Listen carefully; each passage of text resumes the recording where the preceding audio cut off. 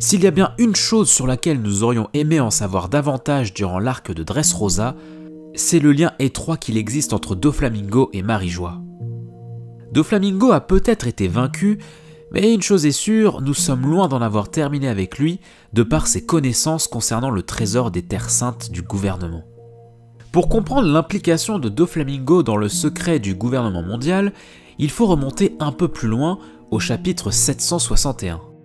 Lors de son face-à-face avec Law, il révèle énormément d'éléments sur ses relations avec le gouvernement mondial.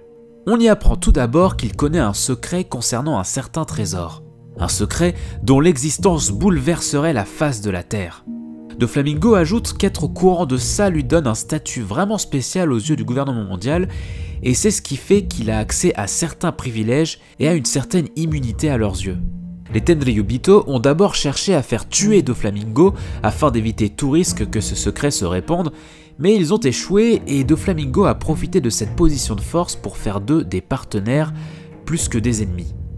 Il avoue tout ça à Law en pensant qu'il va mourir puisqu'il comptait l'exécuter dans les minutes qui suivent, mais vous savez tous que ça ne s'est pas déroulé ainsi et qu'en fin de compte, Doflamingo a été vaincu à la fin de l'arc de Dressrosa, puis emprisonné par les forces de la marine.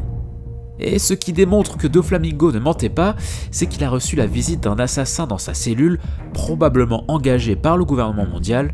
On ignore même ce qu'il est devenu depuis, mais une chose est sûre, s'il a survécu à cette tentative d'assassinat et qu'il parvient à retrouver sa liberté, il sera l'un des plus grands dangers pour le gouvernement mondial.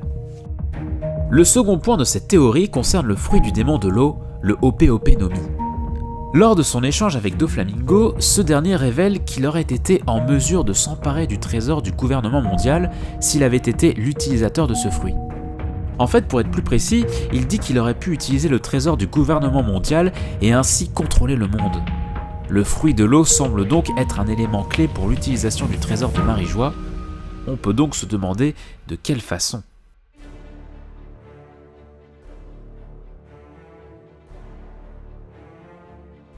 Les capacités du fruit sont celles du chirurgien, permettant d'effectuer tout type de modifications librement sur le corps humain ou inerte dans un certain périmètre nommé les rooms. Mais ce qui vaut à l'Ope-Ope no Mi son surnom de fruit du démon ultime est sa capacité à donner la vie éternelle à une autre personne au prix de son propre sacrifice. D'ailleurs, sa forme de cœur n'est pas anodine puisqu'il est très certainement inspiré des pêches de l'immortalité qui sont issues d'une légende chinoise dans laquelle apparaît notamment Sun Wukong le démon qui a inspiré des personnages comme Goku de Dragon Ball ou encore Luffy. Quoi qu'il en soit, Doflamingo trouve ce pouvoir particulièrement intéressant puisqu'il permet d'agir sur le corps humain. Le secret de Marie-Joie pourrait donc être quelque chose de vivant ou de biologiquement vivant pour être plus précis. Le chapeau géant que nous voyons au chapitre 906 pourrait donc ne pas être le trésor en question, mais le vrai trésor pourrait être caché en dessous tout simplement. On sait qu'Oda aime jouer avec ses lecteurs et les induire en erreur, et je doute qu'il nous ait révélé aussi sèchement l'ultime secret du gouvernement mondial. Il pourrait tout aussi bien s'agir d'un cœur caché sous le chapeau ou d'un autre élément important. Ce qui me fait dire ça, c'est qu'il se trouve dans une chambre froide, le froid étant connu pour justement préserver les organismes. Et si on regarde du côté de l'humanité, la quête de l'immortalité pousse à certaines personnes à se faire cryogéniser par exemple, afin de conserver leur corps pour une époque lointaine où la technologie permettra de les réveiller ou de les soigner d'une maladie qu'ils ont actuellement. Peut-être qu'Oda explorera ce genre de piste et que le trésor est en fait une légende d'autrefois qui pourrait revenir à la vie en utilisant les pouvoirs du fruit sur son corps ou son cœur encore conservé intact. On peut d'ailleurs voir un lien assez fort entre la salle congelée où se trouve Im-sama et l'arc Thriller Bark dans lequel Oz est conservé dans le froid. Les deux cases présentent des similitudes dans la façon dont la fumée provoquée par le froid est dessinée. Et enfin, le dernier élément troublant est l'acharnement qu'a le gouvernement mondial envers Gekko Moria. Il est l'autre personnage dont le pouvoir permet de manipuler les corps et de ramener certains personnages à la vie, même si ces derniers ne sont que l'ombre de ce qu'ils ont été autrefois. Quoi qu'il en soit, Doflamingo avait reçu l'ordre du gouvernement de tuer Moria lors de Marineford, ce qui montre la volonté du gouvernement soit de se débarrasser de lui, soit d'avoir la possibilité de récupérer les pouvoirs de son fruit du démon. Doflamingo a d'ailleurs une discussion à Marie-Joie après son échec à tuer Moria, et on voit que le sujet est pris très au sérieux par les représentants du gouvernement qui disent clairement que ce n'est pas un sujet sur lequel ils peuvent se permettre de rire.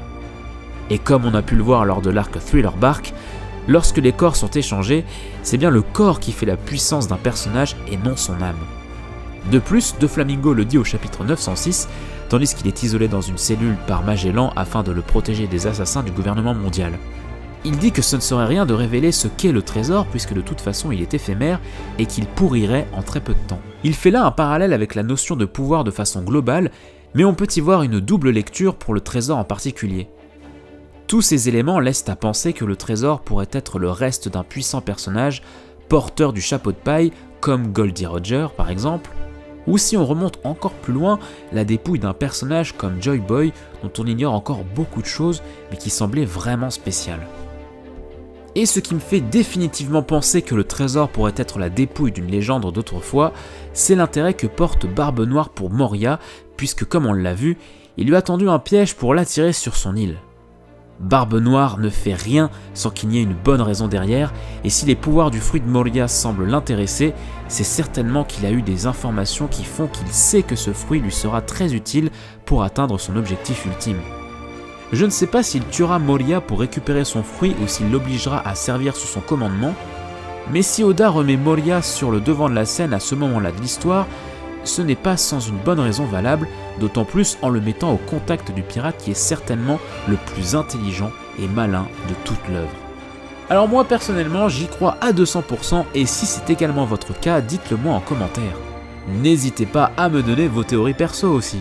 Merci à Drakens dont le travail a servi de base pour cette vidéo, et si vous l'avez apprécié, n'hésitez pas à vous abonner et à mettre un pouce bleu. Et puis si le cœur vous en dit, vous pouvez venir faire un petit tour sur ma chaîne personnelle, on y parle gaming, animé, manga, mais il y a aussi des sketchs et des petits vlogs en tout genre, donc n'hésitez surtout pas à venir y faire un petit tour. Quant à moi, je vous donne rendez-vous très vite pour de nouvelles aventures, et d'ici là, portez-vous bien. A bientôt sur le Blue Channel.